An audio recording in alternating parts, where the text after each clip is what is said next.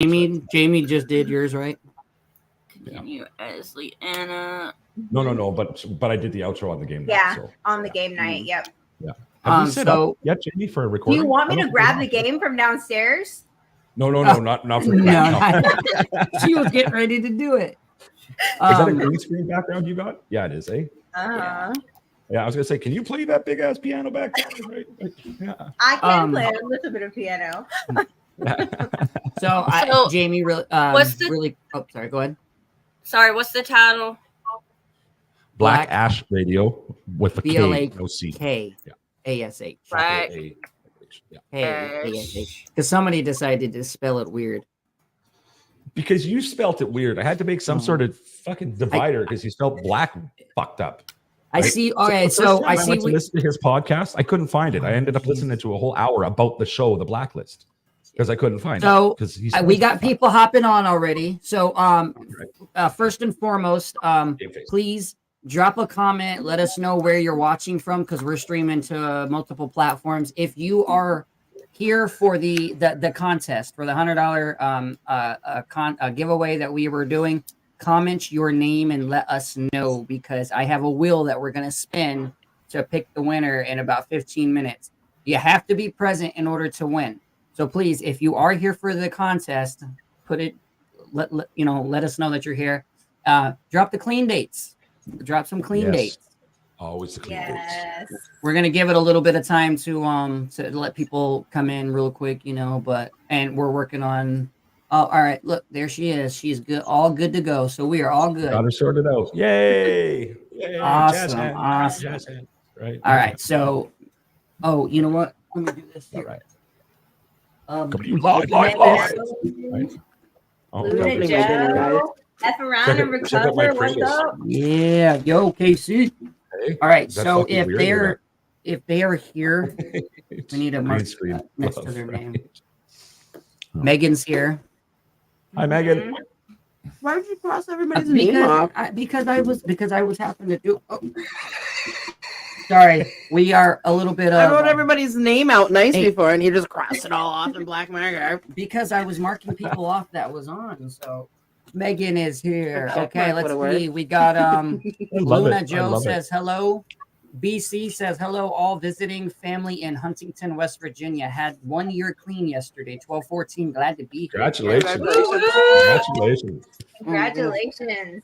You know what? I wasn't even counting clean time because it's like I'm not going to do that. It's all about living for today until about a week before my clean date for my 1 year. And I was like, now I'm counting. Now I'm paying attention, right? I see we got people in here. If you're just tuning in, please leave a comment. Let us know where you're watching from. If you're here for the contest, please let us know so we can mark you down before we choose the winner. And drop some clean dates, and we're gonna give it a few minutes before we get into it. Mm-hmm. Until then, enjoy. Let Chuck soothe you with his radio voice. Serenade everyone. I can't. When you say it like that, it puts too much pressure on, brother. It's too much pressure. Well, I mean, Jamie, you had something going on before this, right? Yes, I had Jonathan Fields came on. I got him coming at the end of the month. Yes. Oh, good. He's very good story. We did a recording, so I didn't put it up yet. I have to edit it and stuff. But I had him come on live with me and my friend Lynn Dixon, who she's like a relationship parenting coach. She co-hosted with me. So it was pretty fun. She's just getting new to YouTube. Oh, and you got to get my friend. I'm so excited. Chuck, my friend Laura just made a YouTube yesterday. I've been pushing for her to make one. What'd she call it? Tell me she called it Tattooed Barbie. She did the Tattooed Barbie. Yeah, sweet. Right? The one with the good poker face? Yes. Yeah, that's her. Yeah. That's awesome. That's awesome. I'm excited for it. Do you have a podcast, Jamie? No, I do not.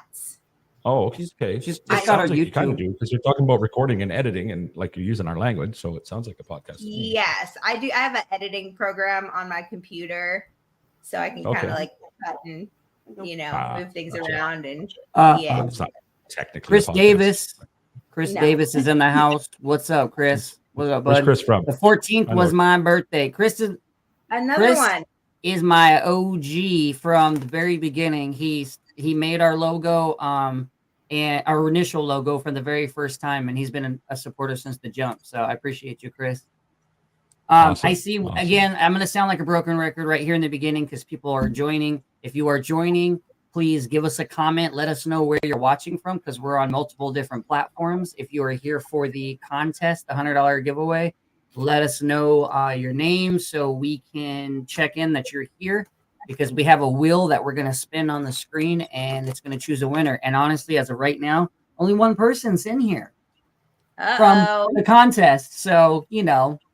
Sorry that I'm cheating, guys. Now we got 2 in here. Amber Holmes, what's up? And she's got 2 entries. She does. Holmes. That name rings a bell. So she is my best friend who passed away, his aunt. Okay. Hello, Amber. So Amber, Steve Pereira from OKC. Dave says tomorrow 20 months for me. Congratulations, Dave. Congratulations, Dave. Woohoo. Human being not one to target says hi. Hello. Thanks for watching. Hello. And then BC Hart says I applied. You applied for what? Okay, Supernova from Supernova is here from the contest.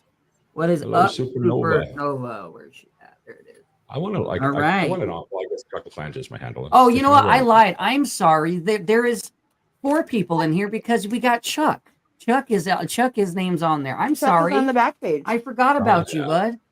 I'm not on Backpage anymore. Stop it. I knew you from somewhere. Hey, we all had masks on that night, JB. So who knows, right? You know, right?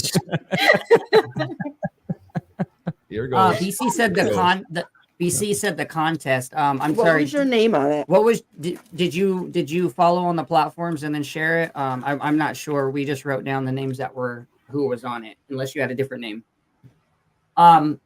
What contest is everyone talking about? Oh, Luna. So me and Casey from F Around and Recover. What?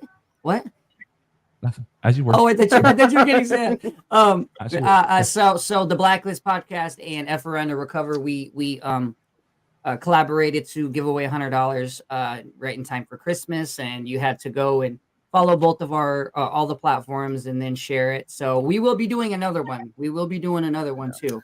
Next week we already talked to Chuck about awesome swag up, maybe a hoodie or a shirt, depending on what part of the world. Hashes. I guess everybody uses hoodies. Not here. Jesus, I got 2 I could give away right now.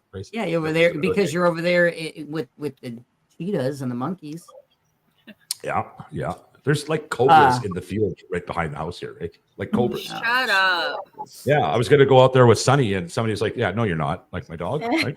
You should lure them in to get the roosters. Wow. Robert Tolbert says listening from Carrollton, Georgia. What is going on? What's up, Robert? Not too far from Athens. There you go. Megan says hoodie would be awesome, Chuck. Yes. Well, next week, tune in. You could win, right? Ooh, look at that. Yeah. Ashley Dant says, "Hey guys." So real quick, let's just let's hop in really quick, and then we'll just kind of do our intro, and then we'll just pick up right after it. You fine with that? Yeah. I'm good. All right. So thank you guys. This is number 6 of BlakAsh Radio. Of course, this is lovely Brianna Elizabeth, and then Jared Blaine, and we got Hi, Jared. Hi. Are we in an NA meeting? We have on the bottom we got Miss Jamie Tall. Hello, Jamie. Jamie. And then we have Liana. Hello, Liana. Leanna. I'm sorry. I said okay. that. You know what? I was gonna say Leanna too, but then I was like, maybe it's Well, Christmas. I got a side eye once from Brianna when I said Brianna, so I get it. You guys. Probably. This is why men live our entire lives terrified and confused. Right here. Right. And then last but not least, who do we have up at the very, very top? Oh, was that me? Yeah. Is it? I'm Chuck LaFlange. I'm actually Chris, but we call the Chuck LaFlange is my radio personality. So here we are. Yeah.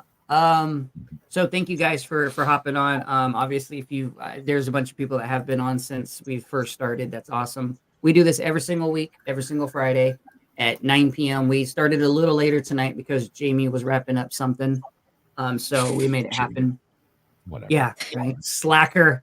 Slacker. It worked out for me though, because I worked till 9. Yeah, so. it worked out for Brianna because she got off. She worked at 9. I ran and picked her up. So, and then I'm not even gonna make a got off joke. I'm not. Jesus. Rebecca New says, "Hey everyone, found you through Earl and his untimely passing. I love that you guys provide this place for people to come feel safe, understood, and be able to speak openly." Did you see him hit me? I know I tapped you Did because you I see was him hit reading a me? comment. Thank you, Rebecca, for being here. Ashley Don says it's Lindsay. Jamie, she says it's Lindsay. Yes.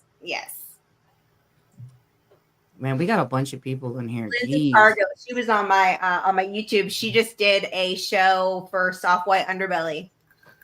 She said her interview hit 109,000 viewers today. So I have a guy that was on my show, Josh Detente. He's doing Soft White Underbelly, and next month he's recording. No, this month, at the end of this month. So he told me to connect me with them. He's like, I think it'd be cool if you guys can connect. So, but I heard that's an amazing platform. They're doing some great stuff over there. Yes, they are. One of the very first big names I've ever heard in the podcasting game. Actually, was Soft White Underbelly. Yeah, that's awesome. That's very, very awesome. It says, Dave says, how do you comment without replying to someone? I don't know. You just type it in. Don't click on somebody's name and hit reply. You just right. Just on the bottom, it should say post a comment. Yeah. We're gonna roll an intro really quick, and then we're gonna roll a video right after that. And then I'm gonna do the thing, and then after that, we are going to spin the wheel and pick our winner. So give me 1 second. We are gonna do this. Yeah.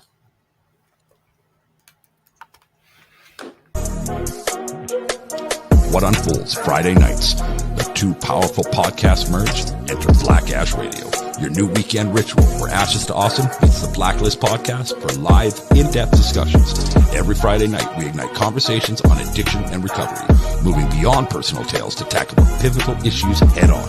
It's a space for listeners to gain insights, challenge stigmas, and engage with topics that spark transformation. Set your reminders for BlakAsh Radio, the place where meaningful dialogue meets the power of change as the week winds down. Chuck, you and I were over there just dancing. Yeah. I could see you through the camera over there dancing. I love it. Your intro was badass. I was very I thought so. I was like one of my proud moments, right? Yeah. I was yeah. Sure. It's the radio. So my mom always said I had a face for radio. So that's the only thing. I love you. I love you. I know you do. Listen, it wouldn't be this wouldn't be a BlakAsh episode if we didn't rag on each other. So exactly. Definitely smoking on camera. I feel so wrong and dirty. Well, thank you. Do you want me to light a cigarette? I was about to. Thank you, everybody, for hopping on. Jesus, I was just locked up at work. Geez. Tonight is we're gonna be talking about harm reduction tonight. We are going to let's see. This is what we're gonna do. We're going to pick the winner, and then I'll play that recovery is possible because it's such a it's powerful. I don't want to ruin the moment with like, okay, now let's go into this. Yeah. All right, who's in here? All right, we're gonna bring it up. I'm gonna share my screen and we're gonna spin the wheel, but let me make sure there's nobody else in here. Need to get Chris and Amber commented. Yeah, Amber's on. Yeah, but Chris isn't in. I know. Yeah. So we just have Amber, Supernova, Megan, and Chris. All right. Give me a second, guys. Give me 1 second. You guys got a 25% chance of winning. Yeah, that is true. Share screen. Out of 29 names on here, there's only 4 in here. For $100, I would be on there for sure. So all you right. want to delete a bunch of the names so it's only the 4 of them? Oh, I gotta go through and do all Okay. that. Oh no. Do it so that they know they would have won had they been here. That'll bring him Okay, down. ready? Oh. All right, let's do it. They're sweet.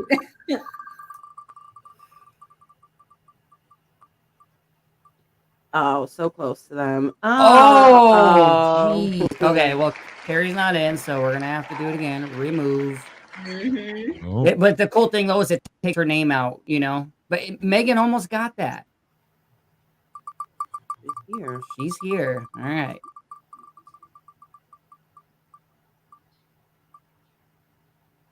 Oh, of course, Natalie. And I texted Natalie and I told her, "Yo, we're gonna play it. If you want to win, you gotta be here." Precious is here now too. Oh. All right, Precious just joined as well, so we're still going, guys. Chris just won. No, he Chuck. didn't. No, he didn't. How do you know that? no, it throws up on my name too. And again. Oh my gosh! There you. All right. Well, obviously, Chuck. I'm not going to take that. So, but what I will do is say, yeah, just give her another spin, man.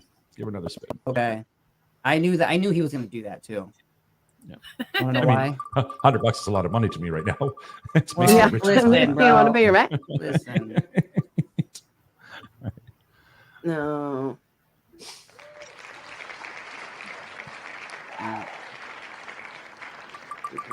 No, it's not. We'll do it a couple more times, and if not, then covers out.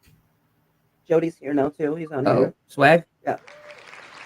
All right. So No, now, another Jody. well, I don't know who it is. So, all right, guys. Now we have what 6 people in. So all you people, who take the money- Someone's bound to win. Oh, well, 5. There we go. Just in time. Next time, be here. Precious. All right, Precious. Reach out to I know that you can either reach out to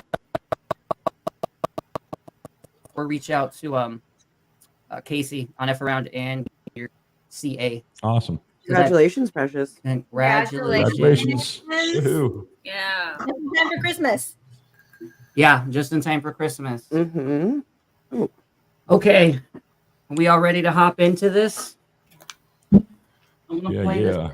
I'm gonna play this video, and then you know what's funny, Chris or Chet? My bad, I called you by the Okay. wrong name. I'm gonna leave and come back in, okay? Because my connection's being shitty. So Is it? Good. All right. Okay, hold bye. on. Hold on.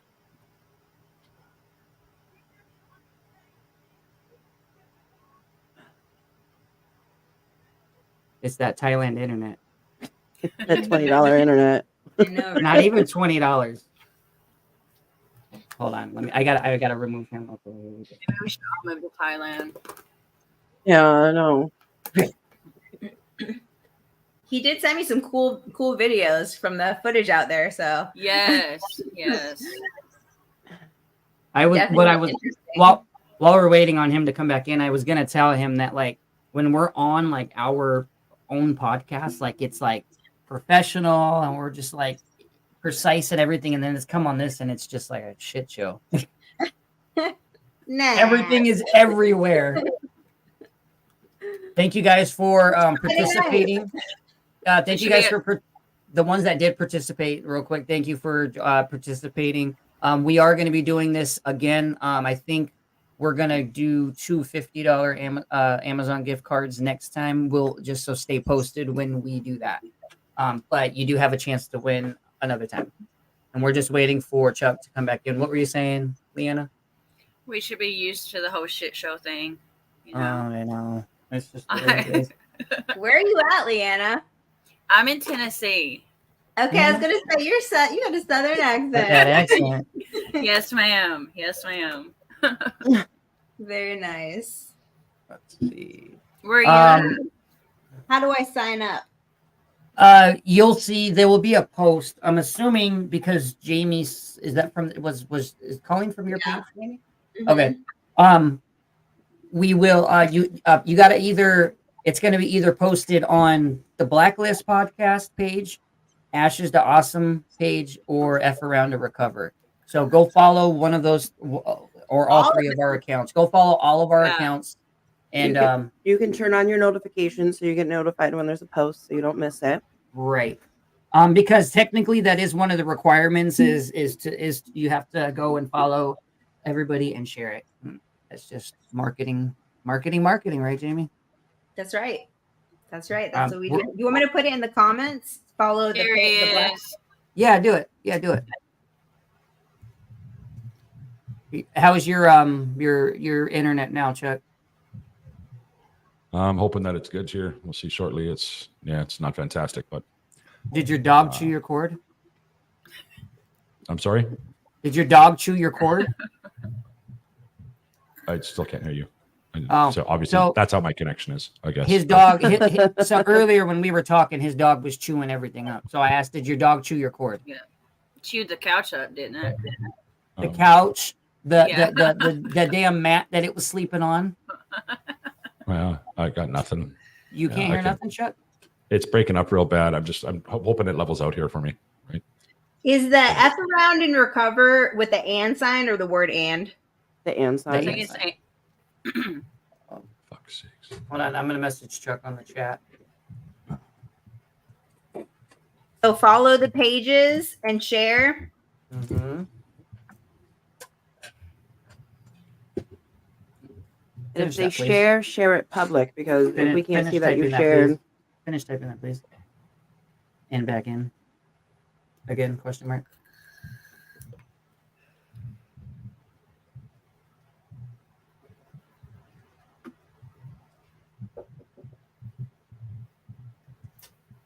Chris Davis, gotta go hit the gym, brother. Keep that mind and body in check. I'll watch the recap. Keep up the amazing work, you guys. All of you rock. Thank you, Chris. Thank you so much. And Jamie did post in the comments. Okay. And hopefully that's better now.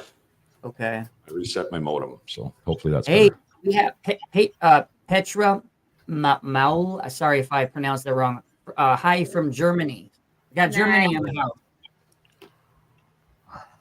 Chris, or he's just having like a breakdown over there. I know. I'm trying not to move, really do a whole lot. I feel bad because he doesn't normally have issues. We've never had an issue. It's probably his new place too. Oh yeah, because he is in his new place. Let me see. Let me go through some of these comments while he's trying to figure that out. We went through all of them. Oh, did we? Megan's so close again. Oh, sober is cool for $100. Yes. Hey. Oh, Shan said, I didn't know there was a contest, Shan. Well, you got to be, again, you either go to, Ashes to Awesome wasn't in this one this time. We're going to be on that next time, but Blacklist and F Around to Recover that's probably why. But go like our pages and follow our pages, and you can be up to date on the next contest.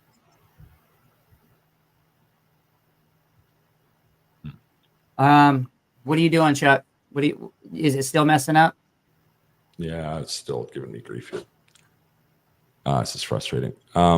Keep doing the thing though. Just I'll jump into the conversation once I figure it out. I'm gonna run this. I'm gonna roll this video real quick.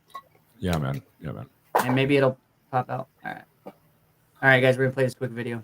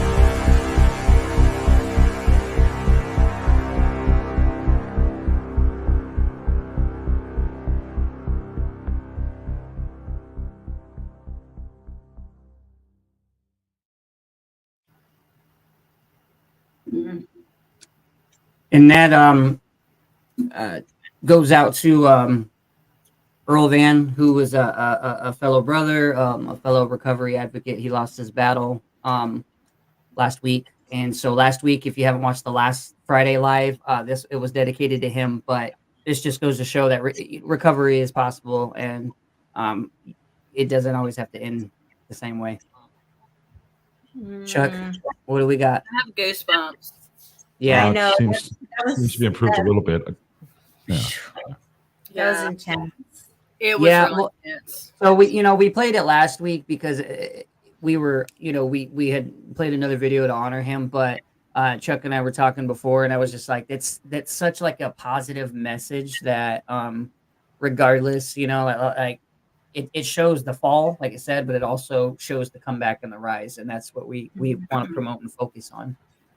So I think we just go ahead and we play it every time. So Chuck, we'll just we'll just run into it, and if you have any issues, let me know. Okay. So harm reduction. Listen, guys, I know it's already it's 9:44 again. We barely getting started, but it's all right. We won't keep you all night. Harm reduction, that was a big thing for us. And I know I asked Jamie to come on for this one because of her stance on it, and she works in that field. And then Chuck had said that Leanna, I don't know too much about you, to be honest. But that's kind of right down your alley as well. Well, I'll talk about Liana for a second, if you don't mind. Liana? Yeah. Liana. Right? Liana. So, Liana was on episode 59 of the Ash is Awesome podcast, so way back. We just released episode 200 today.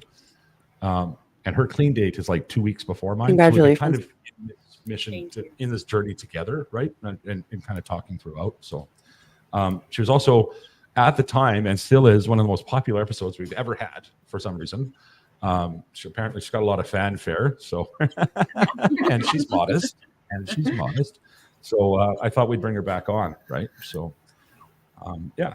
Awesome. So that's why Leanna's here. So I'm trying to talk her into starting her own page. I think she'll probably get on that with the rest of us here, because she's got some great things to say and a great story. And I will say, Leanna, and I hope you don't mind me saying, her before and after pictures, and we've all seen a ton of before and after pictures. Hers are some of the most, I don't know, duplicitous I've ever seen, right? So yeah, right. You've come a long way. Yeah. Congratulations. It's crazy. People, like, I show people my before picture and they're like, that's not you. I'm like, it's not me now, but it was. Like, they do not believe me. They're like, that. There's no way that's you. I'm like, I promise I weighed 96 pounds and that was me. Like, I promise. Right. So yeah. I see there's some people. I just checked in on the comments here, and there's a couple people I just definitely want to make sure that I give shout out to. Shan, you might remember Shan. She was in on our first BlakAsh radio. She had a lot of great things to say about Top Steppin', right? Yep. Hi, Shan. She's another very, very popular episode. Hi to Andrea from South Dakota.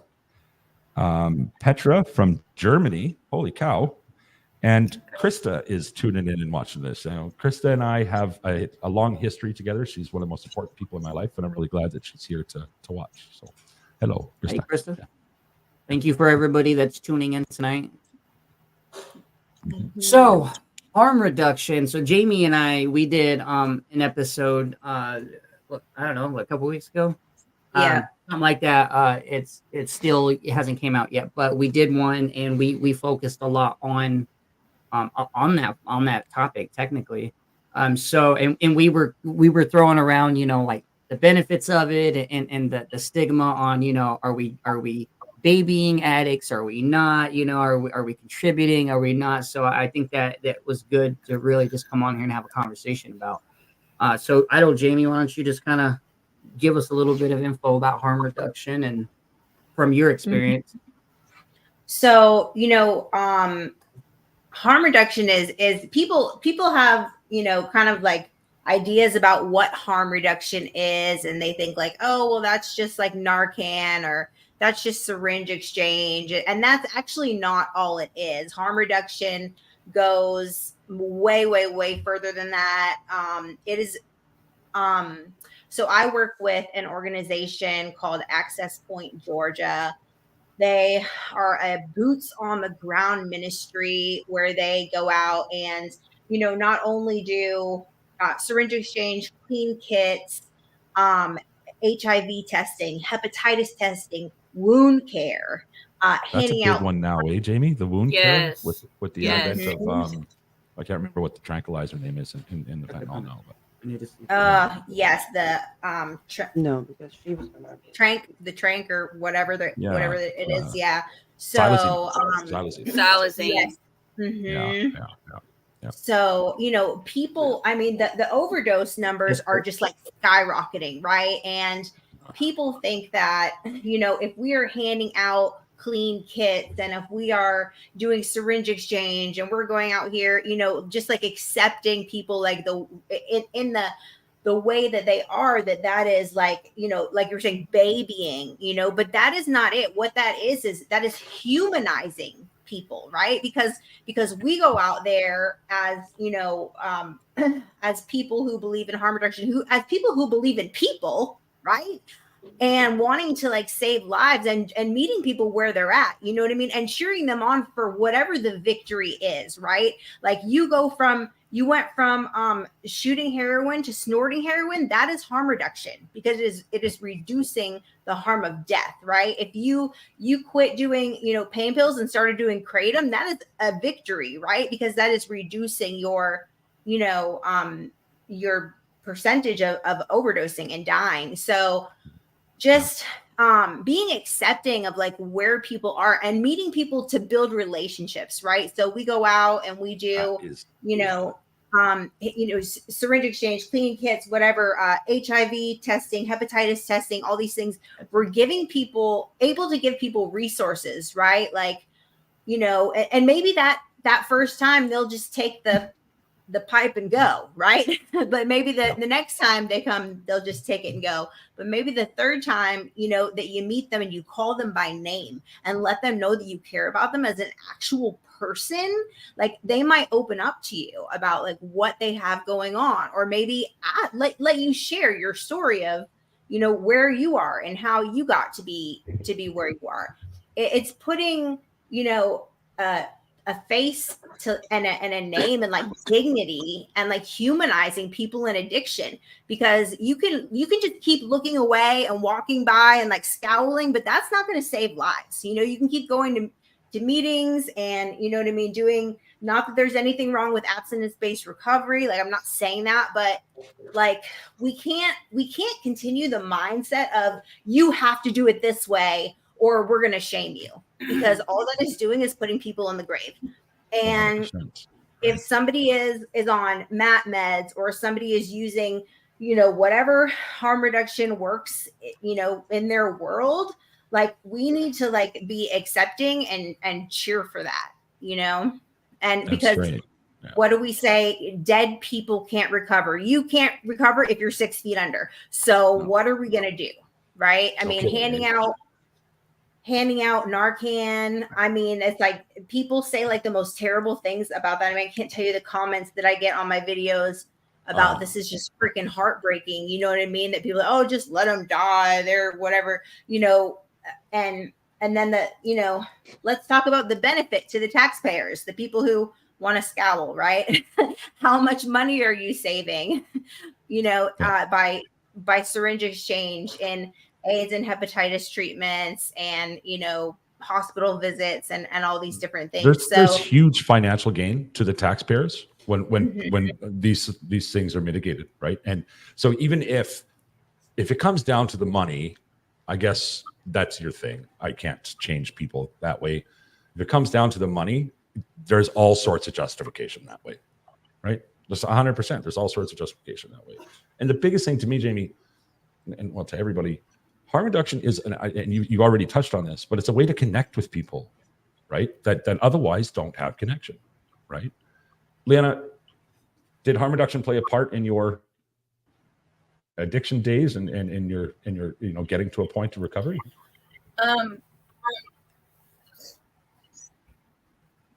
So, I didn't shoot up or anything like that. I but I know plenty of people that did, and I'm from a real small town, and they don't have things like that there, like they do in Chattanooga, which is, 30, 45 minutes away. But as far as my little town, like, they were using dirty needles. They were, doing all the things that, harm reduction tries to prevent. Yeah. So, I mean, not really, like, just because I didn't shoot up, but it would, like, we have a needle exchange in Chattanooga, but a lot of the people that are addicted don't even have a car. Like they're they're just kind of stuck. 30, 45 minutes away is a yes. That's a trip They can't get to the needle exchange. They can't. It's just like, I'm literally from a little town. Like, we don't even have town police. Like, we have state and county police, but we don't have.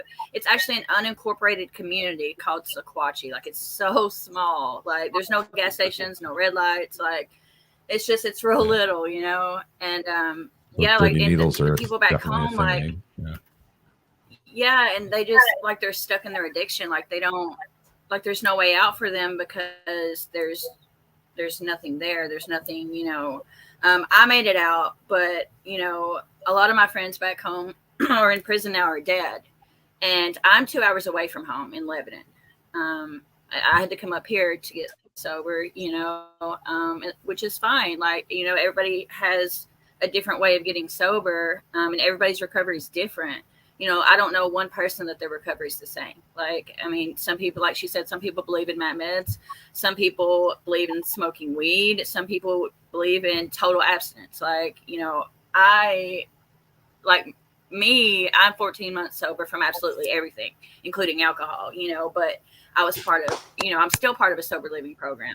So that plays a big role. Are you still at the sober living? Like, I get. Yeah. Yeah. Yes. Oh, good for you. I've graduated. Yes. I've already graduated. I squashed my furlough, all of that, but I'm still here. It's a good place. I've got my really good job. I haven't took that next step yet, but hopefully soon. But yeah, this is a really good place. Like, it's helped me change my life. I would be dead without this place. Well, and I would think by this point now you're as much a support as you are a resident there now, right? For some of the newcomers. Yes. So that's pretty powerful. Yes, I'm a mentor. After then. Yeah. A mentor? Awesome. That's good for you, eh? Good for you. Like I said, we're on very similar recovery timelines, so it's I love seeing your updates because it's like, oh yeah, she's still there, right? And yeah. Being one of my first interviews, right? It's like you see so many unsuccessful cases or yet to be successful cases, hopefully, right? From people that I've talked to in the last 14 months of my own journey, right? So you're even though we don't talk much, Leanna, I see you still doing well, and it's like, yeah, right? Because you need it's encouraging. Yes, right? Yeah. Because so many people lose. Sorry, they do. Sorry, Jared, I didn't mean to take it over there. No, you're good. I was just to say I wanted to hear Brianna's take on harm reduction and what it means to her. And Leanna, I stayed at sober living for 3.5 years. So, bro, there's no timeline. That gives me hope. Sorry, go ahead. I know we're talking about like needle exchanges and safe places to use and stuff like that, but to me, like, harm reduction also includes the maintenance medicine. It does. It's 100%. It's everything. Yeah. Even like some mental health meds can be harm reduction. Yes. Like you take a meth addict and Suboxone methadone is not going to work for them, but Adderall might work for them. Yeah. And that is reducing the harm to their body. Yeah, it is. It is not those same effects that they're going to get from, those bad effects on our physical body, on our heart, on our liver, on our nervous system, all of it.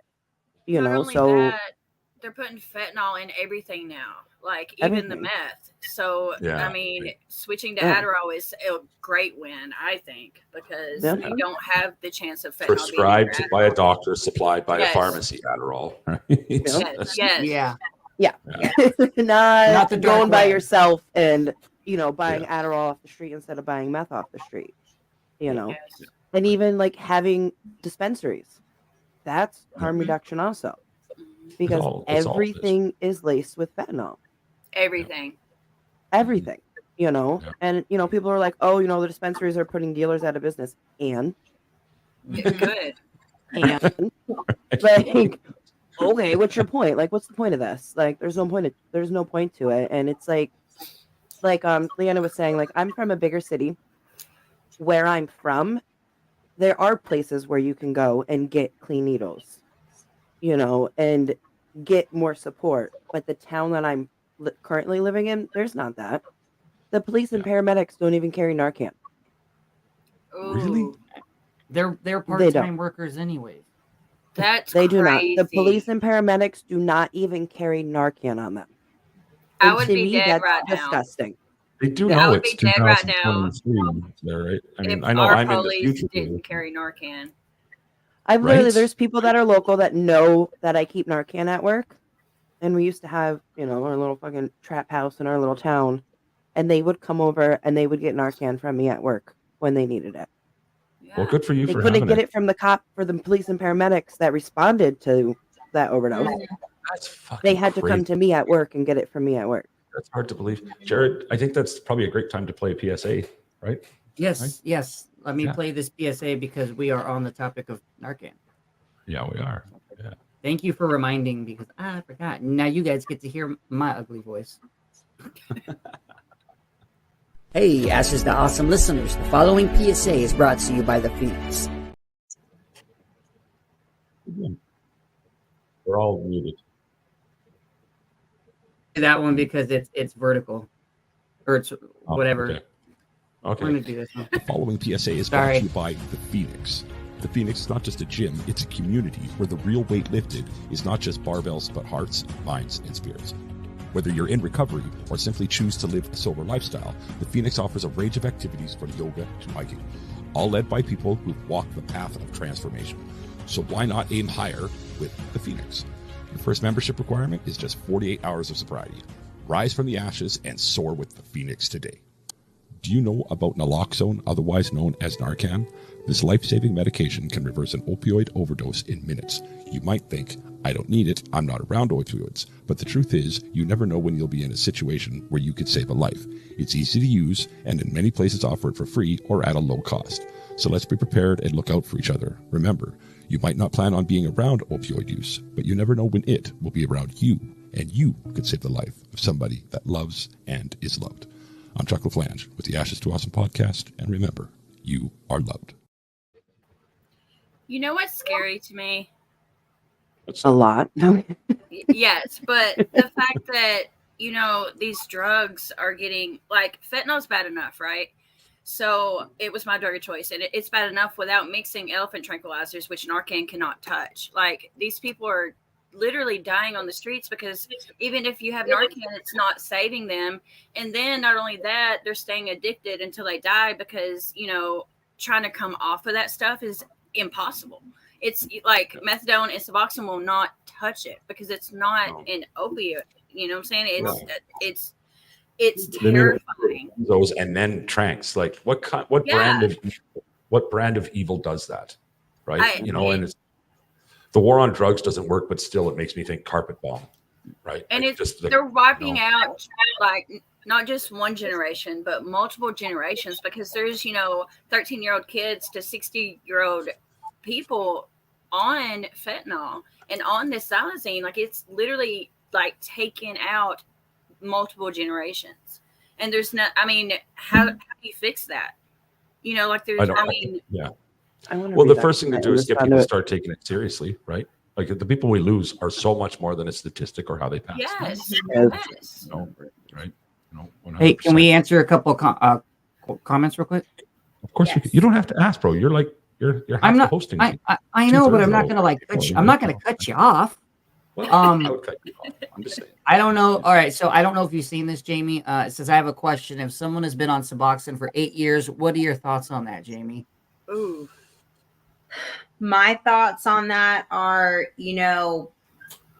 if you are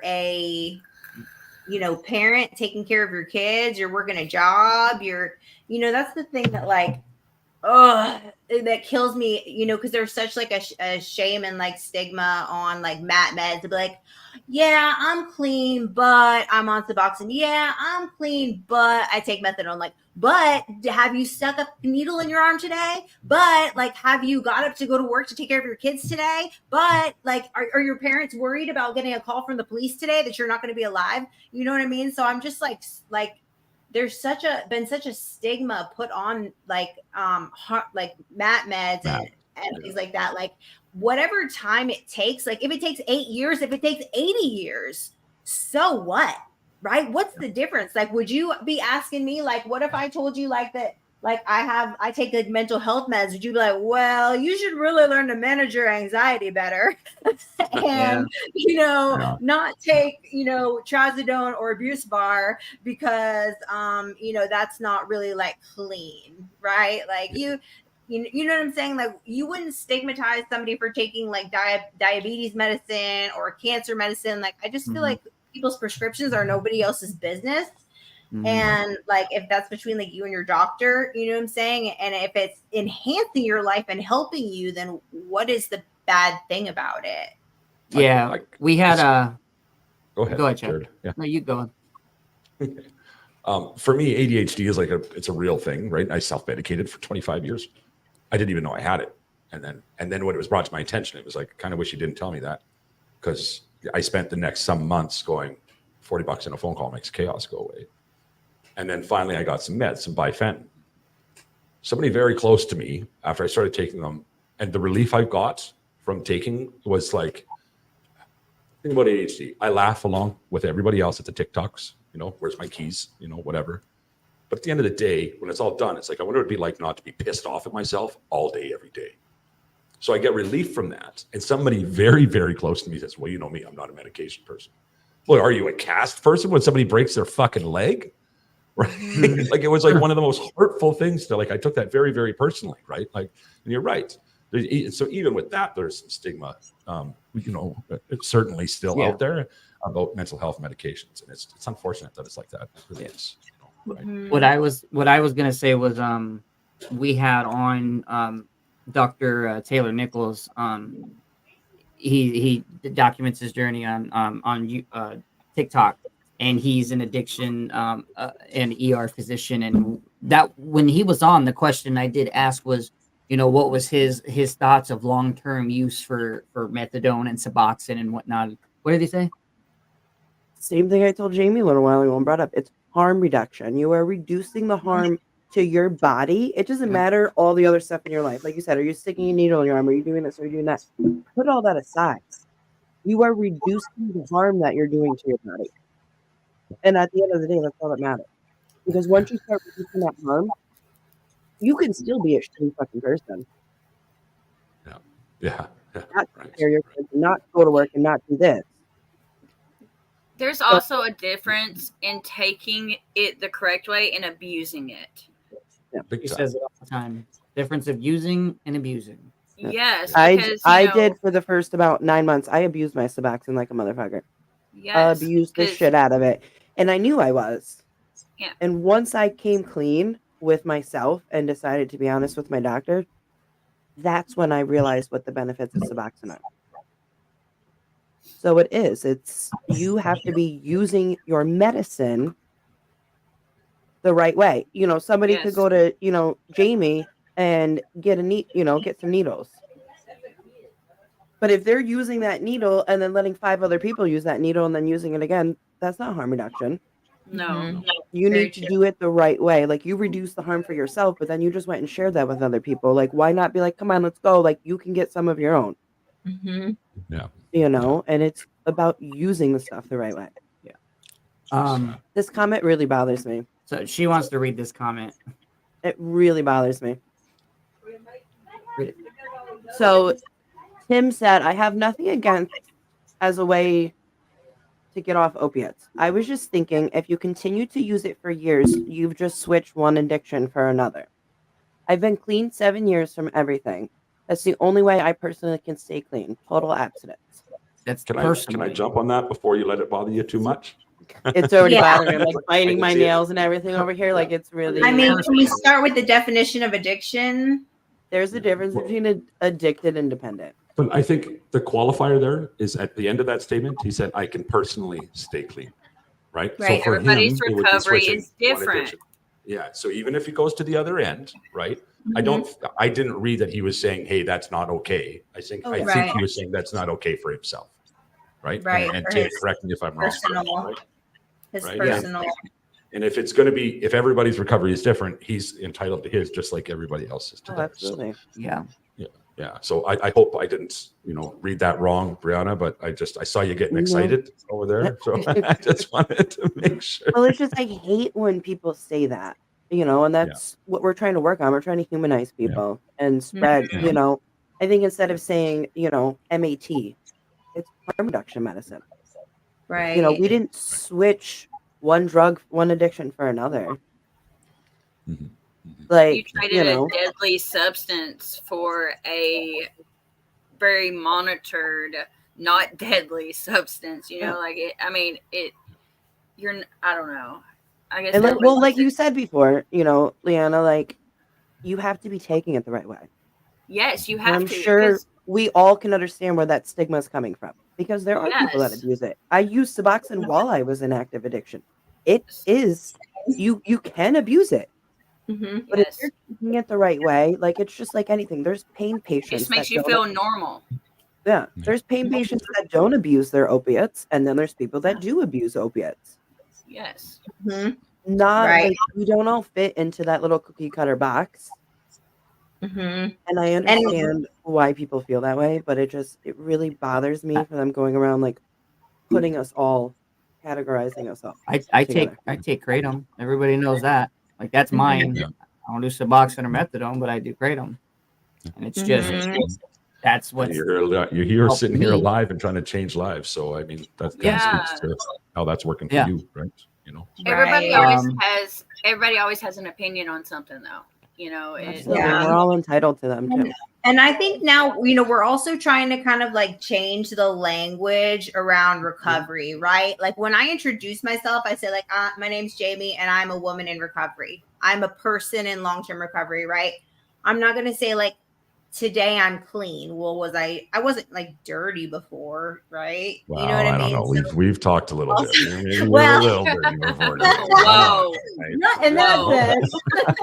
I'm still dirty like that. I was at that game night the other night. I know what's going on here. Right now. Come on. Right. No, but you know what I'm saying? Like kind of trying to change like the language, even like Brianna, like you were saying, harm reduction meds, you know what I'm saying? Like even well, like even the term overdose, that one was recently brought to my attention. Overdose was. Did anybody ever call it an overdose when somebody went to the hospital with alcohol poisoning? No. Mm. Poisoning. Stigma. 100% stigma is what pushes that, right? That's a poisoning. So why isn't it a poisoning when somebody goes down from opiates? Because it's legal. Yeah. And that's the other thing too, Jamie. Like stigma-based, right? But yeah. We're not dirty. You don't give dirty urines. Like, what's in there that's making it dirty? You're positive for cocaine or you're positive for barbiturates. It's not dirty. Right. I've never heard that angle before, Brianna. You're not dirty. You're using this or you're using that. You're not dirty. Mm-hmm. Taylor Nichols, the language matters, right? Words matter. It absolutely does. And I think that's my favorite thing about that guy that we had on Taylor Nichols. Yeah. He doesn't suffer from addiction. He grew up in a family where complete abstinence is the way. And then he became a doctor and he started seeing he completely switched sides. We have to get him on with Dr. Lisa. We really do. And that's what I was trying. That's what I want to do. Get both of them on at the same time. Yeah. All right, let me go through because we got a lot of comments coming in. Just Hope Shot's in. What's up, Hope Shot? Okay. All right. Okay, let me just kind of go through these really quick. Kurt Edwards, over 39 years of opiate addiction, 21 months clean. Suboxone is the only thing that has worked. Again, good for you, man. Congratulations. Yes. That's what works. Whoop, whoop. David Riggins, hey, what's up, brother? He said, exactly, Jamie, all paths of recovery are valid. It's all about living a more positive life. Absolutely. Precious Combs, I've been on some. Exactly right. Let's see. Precious Combs, I've been on Suboxone for 8 years, but I am a chemical dependency counselor, and graduated college with an associate's in social work while raising my 14 and 5-year-old. Whoa, good for you, Okay. Precious. Congratulations. Rebecca knew I am that mom, single mom with a great job on Suboxone for 6 years. I have grown so much in life and my career because of it. My doctor says I have a disease and it needs to be treated like any other. I love that so many of these success stories are coming through today. Congratulations on all this, guys. That is absolutely heartwarming. And I think doing stuff like this helps too, because my manager at work, she's got a lot of people in her family that are on Suboxone and that are gonna be on Suboxone for the rest of their life. Yeah. But I think having me as a worker and me being open and honest with her with my Suboxone journey, with tapering and getting off of Suboxone, I changed her view on it. Yeah. You know, talking to her about it. Hey, I'm doing this and I'm doing this and this is how I feel. And then getting off of it. You know, she's like, I didn't even think that was possible for anybody to get off Suboxone. I'm like, well, here I am almost 2 years later, still off of it, and I'm not back on opiates. You know, so it's possible. Clean, what's up, brother? This is one of our motorcycle guys in here. Tim said, I definitely have nothing against anyone who is on MAT. I am just concerned because my daughter is on it and I don't want to say the wrong things to her. Wow, that's tough, right? As a family member, you know. Yeah. Just love her. Especially who went you don't want to say the wrong things. Just love her regardless of what her path is. Meet her where she's at. Just meet her where she's at. What do we say? What are you going to say to her? You are loved. Always. Yeah. You are loved. Yeah. Right. And that's the thing, like, and that's the thing, for Tim personally was complete abstinence. But for his daughter, she's on MAT. What works for him may not work for her and vice versa. So you got to just love her through it. And be grateful and positive that she's not using other things, that she is doing harm reduction. I mean, just gotta love her through it. That's all you can do. Yeah, right.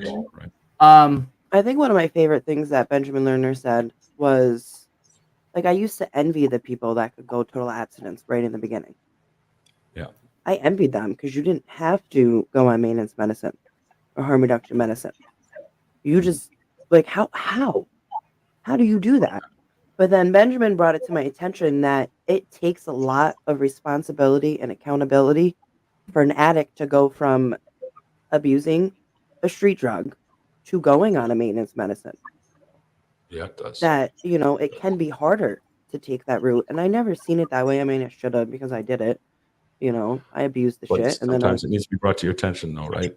Hey, Benjamin, he's always got something profound to say about and like that'll forever stick in my head that he said that. Right. I think everybody can speak, except for myself, because I was never on it. But everybody should get a chance to speak on this. Amanda says, how was you able to get off Suboxone? I was never on it, so I can't speak on that. But I know you lovely ladies have, so I will let you guys have the floor. I've never been on Suboxone. Me neither. I was only on Suboxone for about 2 weeks, and I tapered myself because when I went to the Suboxone clinic, I told them that, you know, I tried to quit the fentanyl by myself. I couldn't. It was too hard. So I needed help. So, you know, I was prescribed on the highest dose, like 2 pills a day, and I tapered myself off. 2 weeks later, I just quit. But then I started doing fentanyl again. And the only way I quit doing fentanyl was I went to jail. Okay, so when I got locked up and I didn't have a bond, I had no choice but to withdraw for 2 weeks on that concrete floor. Yeah. I had a seizure and everything coming off of fentanyl, and I swore to myself I would never do that to myself again because it was that bad. And, you know, I got furloughed out up here, and I haven't withdrew since because it was that terrible. It scarred me for life. Like, it was terrible. It was absolutely terrible. Withdrawing in jail over, you know, it was bad. Yeah. But if it wasn't for jail, then I probably wouldn't have been able to kick the habit. Yeah. Mm-hmm. Yeah. I always tell people to talk to their doctor when they ask me that. I mean, you know, from the people that I know that have done it, slow and steady wins the race. From what I know, I know it is it is a bad space to be in to try to rush it, because it can do, some, things with your mental health and, so yeah. I think you said it right. Talk to your doctor. That is really the only answer to that question, right? Because it's so individual, right? And in your case, I think that is probably the best thing to do. So. How did you get off? I talked to my doctor. I think education is number one. I think more people need to be educated before they get on medicine, because there is a difference between Suboxone and Subutex. There's a difference. The Suboxone has the naloxone in it. So the buprenorphine brings you up, and the naloxone brings you back down. And then it brings you back up, and it brings you back down. And that's a lot harder to get off than the Subutex, because that's just buprenorphine. So it keeps your levels the same. So to taper down, it's a lot easier. You just go down. As opposed to Suboxone, you're going up and down, and then, you got those bumpy hills, and like Jamie said, it is a lot on your mental. My doctor used to tell me, you have too much going on in your life. I'm not going to set you up for failure. If you think you're ready to taper, go ahead and do what you need to do, and we'll talk in a week. And then we'll talk again in another week and see where you're at. See what you're able to do on your own. And express the want to come off to your doctor so that they can work with you on that, as opposed to, right? As opposed to just maintaining. If you do really want to come off the Suboxone, then and there's a lot of doctors too that don't believe. Like I said before, my manager, there's people that don't want to get off of it, and that people aren't going to get off of it, and that's okay. That's absolutely fine if you're going to be on it for the rest of your life. Yeah. It is, even though some people believe, it's only for short term, it is a long-term medication if that's what you need, because I can tell you right now, it was hard. It was really hard getting off of it. Being extremely knowledgeable about the side effects of reducing your medication, getting off of it, because it's a lot. It reduces those cravings and those urges and those thoughts.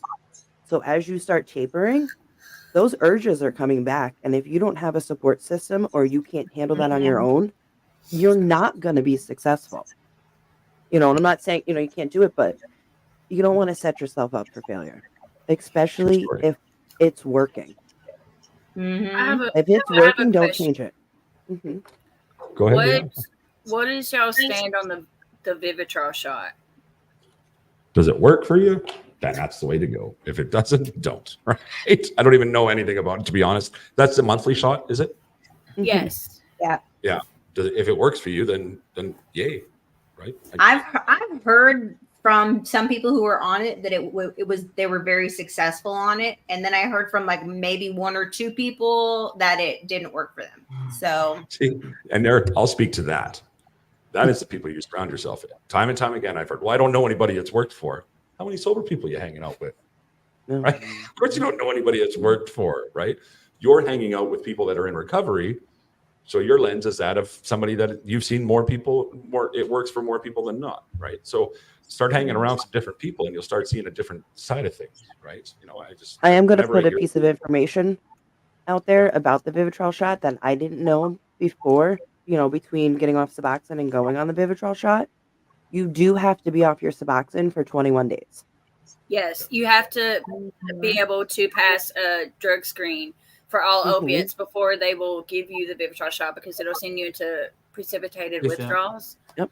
And then they put you on the pill form of it to make sure your body can handle it before they give you that shot, because that'll make you sick if your body can't handle it. Yes. So then you go on a pill for a little while, and then you get the shot. That is human. The Vivitrol shot, I am on the Vivitrol shot, and I've done great on it, but a lot of it's your mindset. Like if you want to get high, you're going to go get high regardless. Like you can't physically get high on the Vivitrol shot because it blocks your opiate receptors. But day 28, you can go get high, because it lasts for 28 days, and there's like a 2-day window. And I mean, if you want to get high, you're going to get high. And if you don't, you won't, but I personally, I don't fail a drug screen for anything on the Vivitrol shot. doesn't alter my mood. It doesn't do anything except literally block my opiate receptor. So if I wanted to go get high, I cannot. And I like knowing that even if I wanted to go get high, I can't. You know, I mean, I could come off of it and be fine, I'm pretty sure. But why fix something that's not broken? You know, like, I mean, I don't know. I think it's great. You know, I was gonna go on Vivitrol at one point. When I got off fentanyl, you know, like the first thing they wanted me to do was get on like methadone or Suboxone, and I was like, nah. Like I've seen too many people that was in it. I think I took Suboxone one time, and that was before I was withdrawing, and my buddy was like, "Yo, take some," and I did, and I was like, "Oh, I feel really good," and then I puked for 4 hours straight. And I never did that ever again. But that was the biggest thing. Like that, the first thing they wanted to tell me was, you know, I got on the kratom, and then they wanted, and I was like, you know what? No, I don't want to do Suboxone or methadone. But then I really did consider the Vivitrol shot. But I just, I mean, I am 5 years in. You know, but this was early on in my recovery, and you know, I just didn't do it. But I know, safety net. Yeah, yeah, but. Again, you know, like I've been on the kratom since the whole time, and like I know I've been done and ready to get off of that. Like, but it's the same thing. I still have to. I'm gonna have to taper, do this and that because I will withdraw. I will have all of that. So, at the end of the day, you know, for me, that's harm reduction. At least I'm not out there, you know, snorting a blue. You know, like that's just the way it goes. Right. I think one of my issues too, Leanna, and you know, I want to get your input on this too. I mean, you were only on the Suboxone for 2 weeks and stuff like that, and then you got off going to jail. But a lot of us are addicted to the habits of doing stuff. So I didn't get off of Suboxone by going to jail. I quit doing the Suboxone, and then like I was drinking really bad. And I still wasn't doing the fentanyl. And then I was in Pennsylvania. I started doing the heroin. And then, you know, I just slowly got back into it. And it was worse than it was even way before I got on the Suboxone. Like when I got locked up, I was probably smoking 40 fentanyl pills a day. And I weighed 96 pounds. Like it was real bad. And so, you know, but go ahead. Sorry, I just had So, like, my decision to go from Suboxone to the Vivitrol shot was... So I kind of like got rid of those urges for a little bit until I found a good therapist and I can work on my mental health and have that support there off of it. What was like, what helped your decision to go, like what pushed you to go on the Vivitrol shot? So, okay, you know, I got furloughed out to Freedom House. It's the sober living program I'm in. I thought, so I went from jail to, you know, sober living. I firmly believe they should send people to a rehab between jail and sober living because I thought if I just quit getting high, I'd be fine. But I didn't realize there's so much more to sobriety than just abstinence. So I was here for 3 weeks and I relapsed. So me being on a furlough, they sent me straight to rehab, a 28-day rehab. And so while I was at rehab, I learned all of these things that I didn't know. You know, and I had a counselor, and then they started me on my mental meds, and then they talked to me about the Vivitrol shot. And so before I left rehab, it was actually Halloween of last year, they gave me my first Vivitrol shot. And then when I came back to sober living, you know, I had this neighborhood health place where, you know, I have a therapist, I have a doctor, I have a Vivitrol nurse, like I have this support system in the medical field outside of, you know, my sisters in the house and my directors and all of that. But, you know, rehab taught me so many things that I didn't realize that I didn't know. Like there's like a lot of people think that if they just quit getting high, they'll be fine. But that's not the case. Like there's so much more to it. There's so much more to it.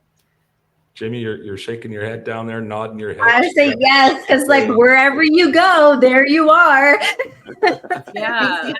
You know, right, when you don't like have these, when you don't deal with the things, and you know, wellness recovery action plan, so important. You know, if you're trying to go like taper or whatever, you know what I mean? A wellness recovery action plan where you have like this plan in place. It's like a safety net of like, what's going to happen if I do, or what's going to happen if I have cravings? Who am I going to call? Where am I going to go? What am I going to do? And having this like plan in place, that is a tool that I have found very helpful, that I actually used in my recovery when I had to take pain medicine, which was my drug of choice for a surgery that I had. And found myself one day, I had an elective surgery. I had a tummy tuck. And so they prescribed me 70 Percocet 5s, which my drug of choice was Roxy 30s, you know, so close, right? Close. And I had an action plan in place that if I got squirrely on the pain pills, that I was going to use Kratom. And I had people like, these are my accountability people. This is who I'm going to be checking in with, all these things.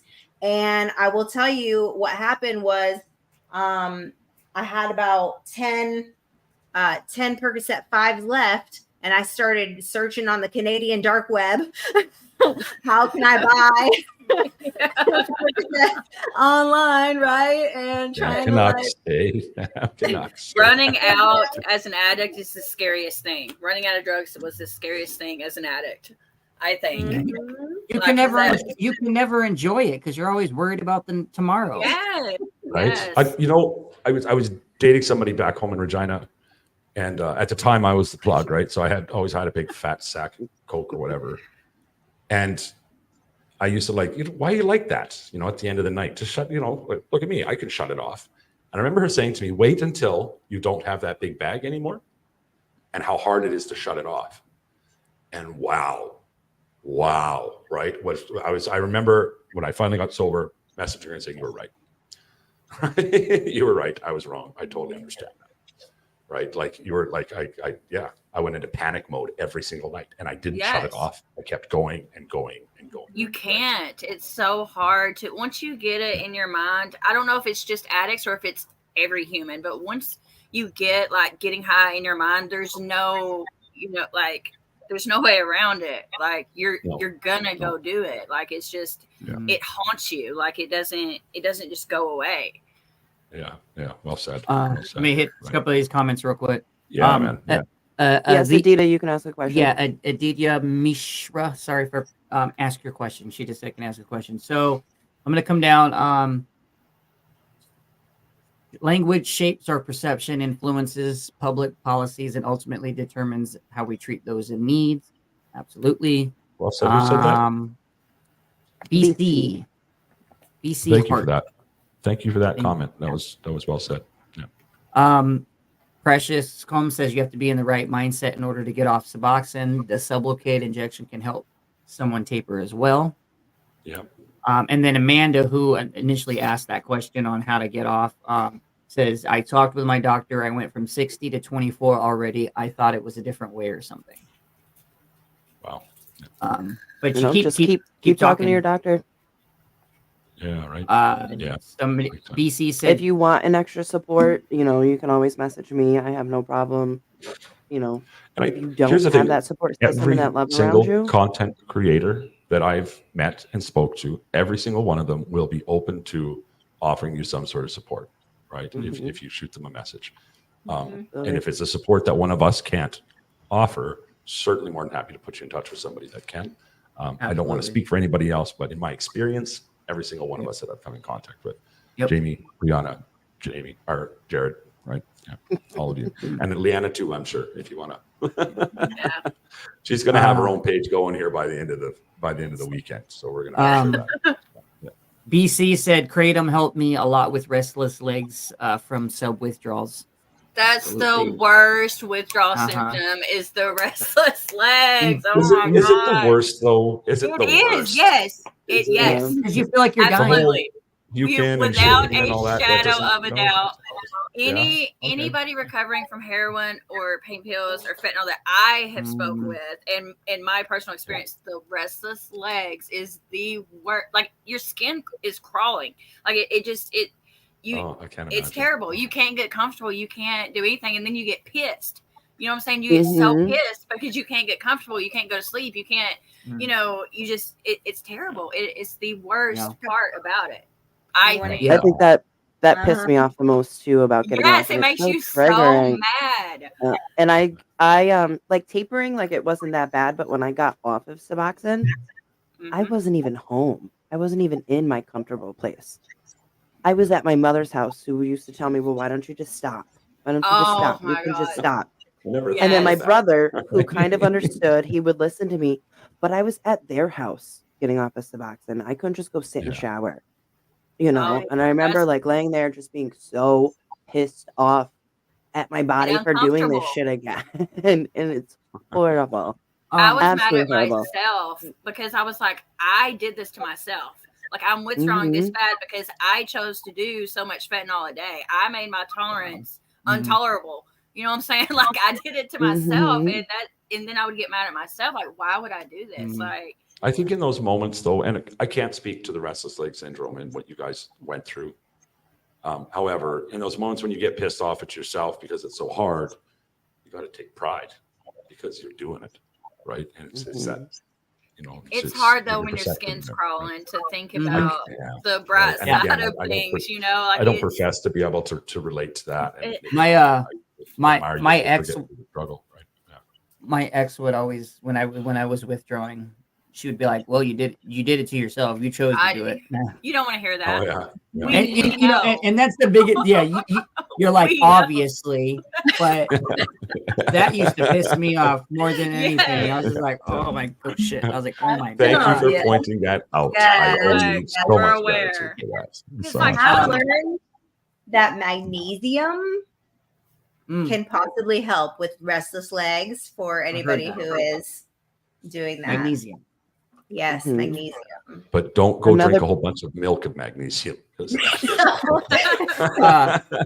I think another pointer for people too with restless leg and stuff like that is if you're going to take an over-the-counter sleeping medicine to try and help you sleep through stuff, take it, get up and do stuff for an hour, and then lay down. Because by the time you lay down, that medicine is kicking in, and you just walked through all that restlessness, or you just did other stuff through that restlessness instead of taking the medicine and laying down. Because then you're going to get pissed off at yourself because your body's going to be crawling. Like, do something and then lay down. Like, keep your mind busy. Go sit in the shower. Go eat something. Go for a walk. Talk on the phone and pace around. But do something for a bit and then lay down when your medicine's kicking in.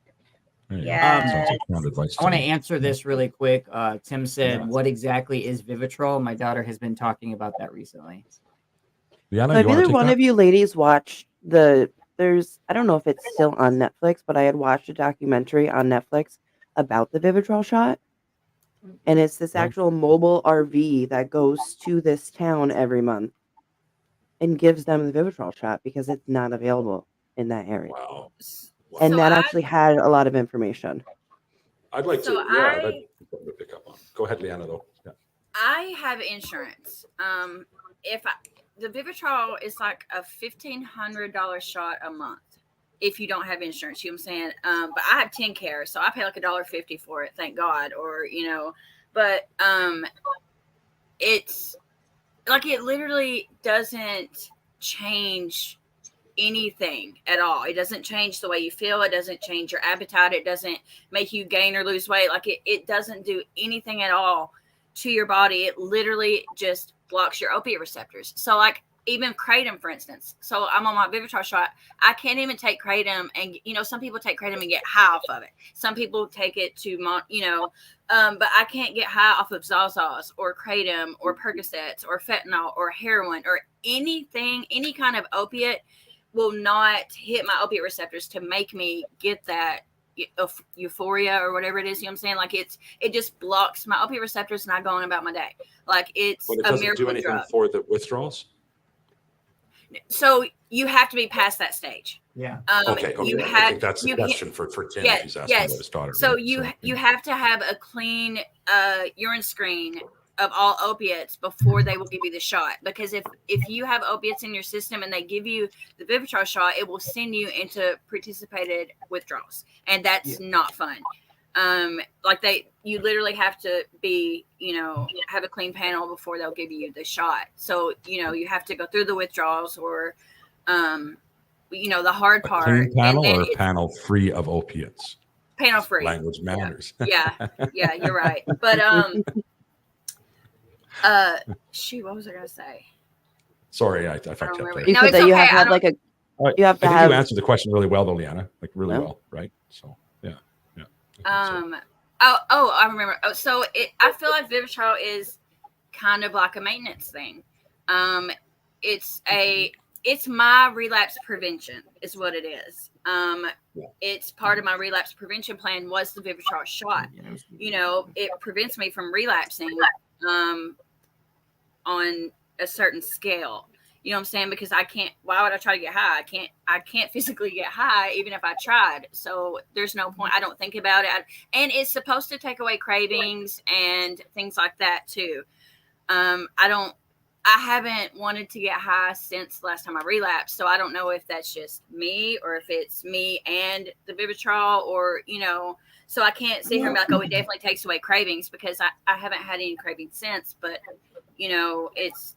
I strongly I'm total, for the Vivitrol shot. Because it's a great obviously thing. A success story for it too, right? So yes. And I've thought about coming off of it a couple of times, but I don't, because I know I can do it by myself. But I just, I'm doing so well with it that I don't, Right. But yeah, it's a great thing. Yeah. I'll Jared, go ahead. No, I was just saying, we'll start wrapping up here shortly because I was just about to it's say almost 11 o'clock our into time, where for me and Jamie and 10:30 in the morning, right? So I'm like, whatever. But and I know Leanna, what an hour behind us? It's 9:39. Yeah, so you're an hour behind us. There was just people agreeing, I hate restless legs, lay in the shower, it's skin so crawling. bad. Yeah. It's so bad. It's tab, man. She's just like, it's the worst. It is. So that's actually what keeps me want to stay sober, because I don't want to go through that shit ever again. That's what broke me, was me withdrawing in jail. I swore to myself, never again. I will never do that to myself again, and I haven't. Since that, no. Yeah, it broke me. It did. It broke me. I'm still gonna have to go through some discomfort when I decide to fully get off of kratom, and I'm not looking forward to that at all. I am telling you that, but I think if I can make it through fentanyl, I can make it through kratom. Yeah. Oh my! You can. Her phone died. She was getting ready to say her phone was dying. So you guys can disagree with me if you want, but this is my stance on people saying fentanyl is, or not fentanyl, Suboxone is harder to get off of than street drugs. Who do you know that's sitting there cutting back on the street drugs that they're taking? Yeah. Tapering off of it low and slow. Like, I don't know anyone that did that. I've watched lots of people try for about a day and a half. They try, but it's, like with Suboxone and methadone and stuff like that, like you're working with a doctor, you're working with a clinic, and they're helping you get off of it successfully. You're not just stopping that shit because you're not going to be successful. Sorry. With the street dope, if you're not actively tapering down, you're tapering up. Mm-hmm. And that's the reality of that, right? So how the hell is anything harder than that? Right? You're just your tolerance is building if you're not actively tapering down. And I have yet to meet anybody who successfully tapered off fucking fentanyl, right, on their own. I'm sure it's happened. And tapering is different than getting off, and that's not that I'm going to quit attitude, right? It's like, no, you're not, right? You're either quitting or you're not. Right? Yeah. Chuck, I found freedom the day I stopped saying that. So go ahead. Let's do daily gratitudes. Yeah. Well, we'll start with ladies first, of course. Jamie, what you got for some gratitude today? Daily gratitude. Okay. Yeah, right. I'm really excited today. I had a meeting with this pastor, so I'm going to be starting a women's program at a church here in Athens. I'm really excited for women kind of coming into recovery and who have been through prostitution and trafficking and trauma and abuse. So I wrote this like curriculum for it, just kind of like a support program. And I showed them, what I had so far, and they loved it. So that was really exciting. And they told me that they're going to be able to like the church will provide like all the books and papers, like everything I write. They're going to help me put it in like a document form, you know what I mean, and all that. And I will be working with women here in February through that church. So that was really exciting. Wow! Congratulations! Awesome. Congratulations! Yeah, right.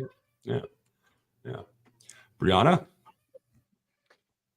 This is going to sound silly, but I'm grateful for my appetite today. To finally be able to eat and enjoy food. That doesn't sound silly at all. That sounds. Well, I mean, not even that. Like, just like being on drugs. Like, I just didn't want to eat, and now, like, I thoroughly enjoy food. And I mean, I've put on 75 pounds, 80 pounds since getting off of drugs. So yeah, clearly I enjoy food. But it's. I'm grateful to be able to taste stuff and just enjoy it. Right. Yeah, enjoy food the way it's supposed to be, and not just eating to eat. One type of mindfulness that I was introduced to was eating and just stopping to enjoy, like thoroughly enjoy every bite and every flavor and everything that's happening with that. It's a type of mindfulness, right? Yeah. To kind of bring you back to center. So yeah. I read that wrong. I thought you were saying that you had your appetite because you hadn't been feeling good. Oh, yeah, no, I've been sick too. Sorry. I thought it was because she had been sick.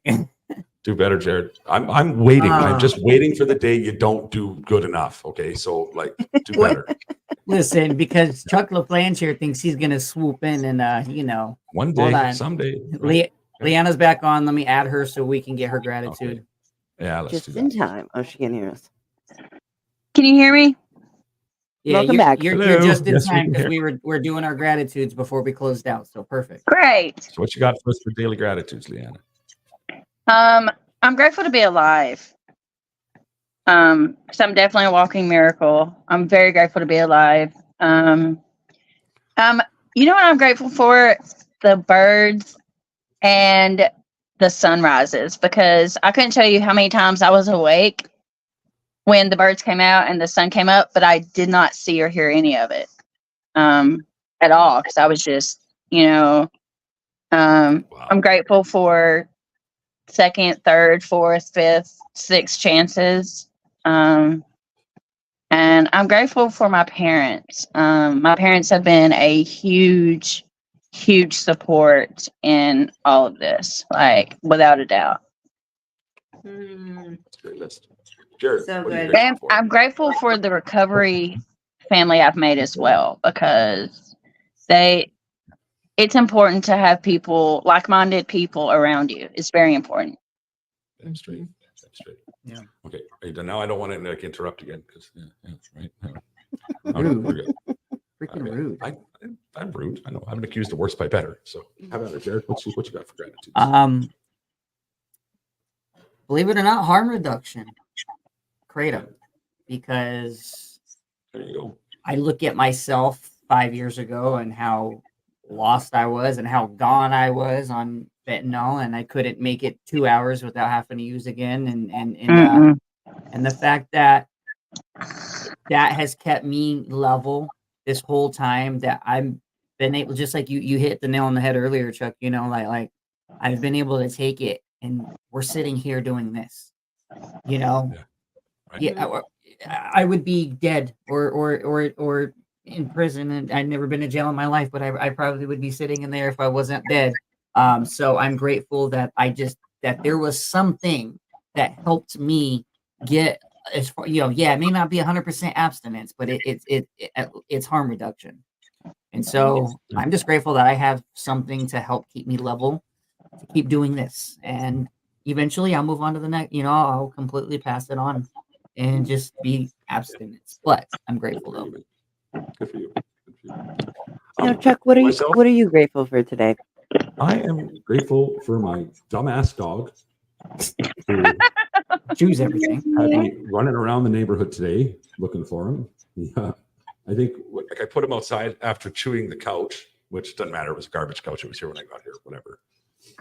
So I put the couch outside and I put him outside, kind of like take a time out. I guess one of the neighbor kids must have pushed the latch open or something on the gate because I know it was closed 100%. And ended up riding my scooter around in tears looking for this stupid dog. Yeah, I can see that. I totally, man. Like he's my nobody can really understand you around Joe. I have so much more than that. And then I'm grateful for the little kid that found him. You have to remember, in Thailand there are stray dogs everywhere. So the only thing that separates a stray from somebody's pet is having a collar on. And I just put a chain on him yesterday. So I'm really glad that I had that on there because this kid was playing with him. So I paid the kid to follow me back because I was on my scooter, right? So I drove the scooter and real slow beside him and the dog. And I paid this kid like 60 baht, which is like $1, something like that, whatever, right? But I'm grateful to both of them. That's for sure. I can't believe how much I love this dog after 3 days. It's just like, I was like, oh no, where are you? Chuck, I'm happy for you for getting that dog and having that companionship and stuff like that while you're there. Me too. And he was like homeless and like, he was abandoned by a family because he's been fixed and all that before we found him. So we get to help each other, right? So we are each other's people now. I'm also grateful to have yet another great episode of BlakAsh Radio. It's been wonderful guests. And Jared, you've been okay too. Thanks. I was over here playing with the calendar and stuff. I'm like, I started getting restless and too, so I gotta do stuff. And lastly, and most certainly not least, I'm grateful to every single person who continues to join in on the BlakAsh Radio to check out all of our different platforms. Every time you do any one of these things, you're getting us a little bit closer to living our best lives, and that's to be able to keep spreading the message. So the message is this: if you're in active addiction right now, today could be the day. Today could be the day that you start a lifelong journey.